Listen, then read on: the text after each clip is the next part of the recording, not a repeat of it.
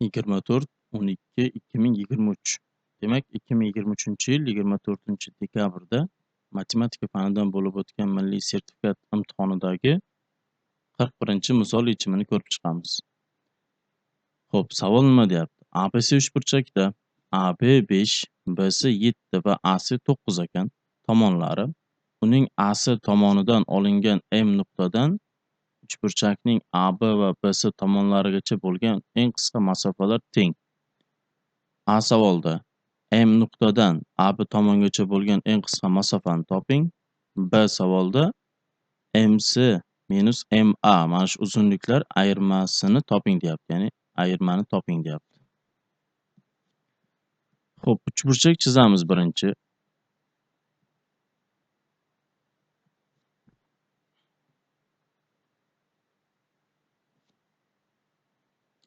Uchta tomoni ham ma'lum ekan.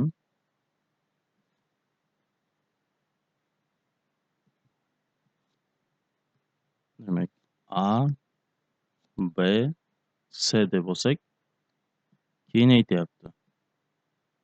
AB 5, BC 7, AC 9. AB tomon 5, BC tomon 7, AC tomonchi 9.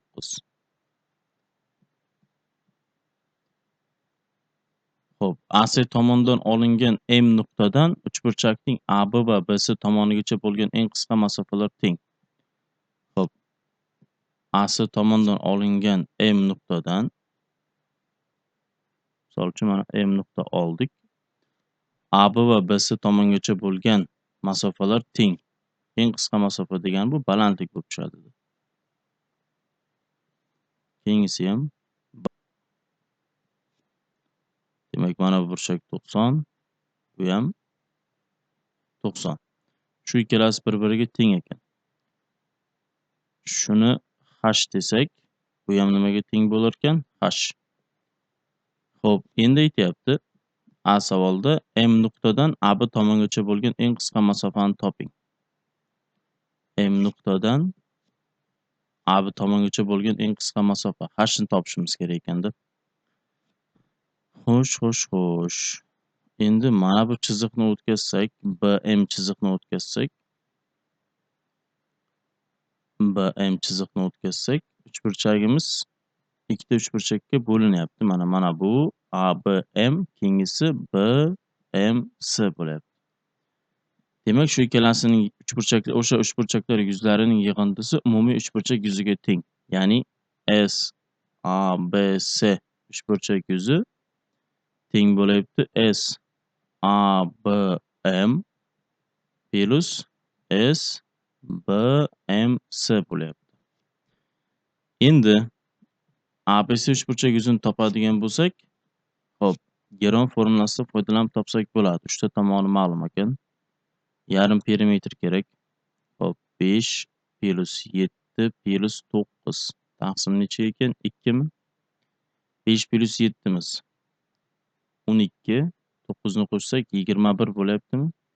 21 taqsim necha ekan? 2. Ana endi yuzi, S uchburchak yuzi. Ildiz ostida P, ya'ni 21 taqsim 2, P minus 5. 21 taqsim 2 dan 5 ni ayirsak, 11 taqsim necha qoladi? 2 mi? 7 ni ayirsak-chi? 7 taqsim 21 taqsim 2 dan 7 ni ayiramiz. 7 taqsim 2, keyin 9 ni ayirsak, 3 taqsim necha ekan? 2.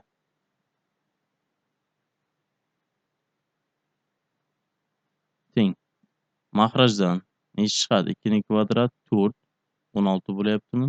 21 bilan 7. 21 degani 3 kara 7. Mana 7 kara 3 imiz o'zi bor ekan, 21 chiqadi. Ildiz necha qolar ekan bu yerda? 11. Ana endi SABM uchburchak yuzi nimaga teng? 1 taqsim 2, asosi 5. Shu tomonga tushgan balandligimiz nima ekan? Mana h. Demak, 1 taqsim 2 5 ko'paygan h. Keyingisi SBMC 1 taqsim 2, asosi 7, tushgan balandligichi h. Demak, 7 kara h. Shu ikkalasini qo'shsak, 1 taqsim 2 ko'paygan 5 ta h virus 1 taqsim 2 ko'paygan 7 ta h. Shu ABC uchburchak yuziga teng.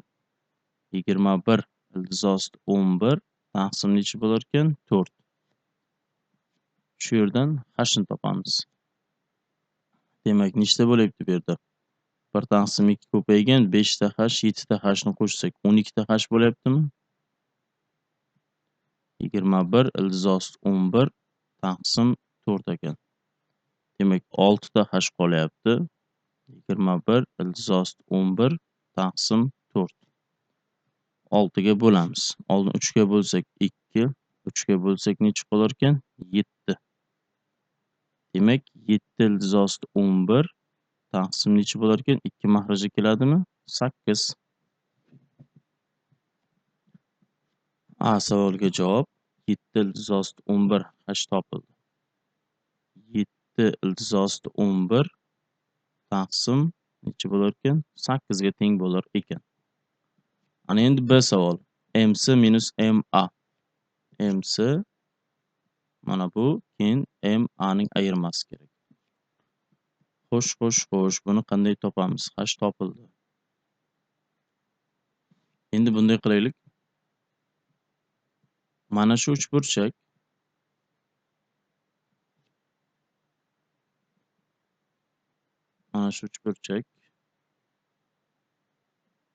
bu yerga M tushgan bo'lsa, mana bu M bo'lyapti-da, mana bu A, B, C bo'lyapti.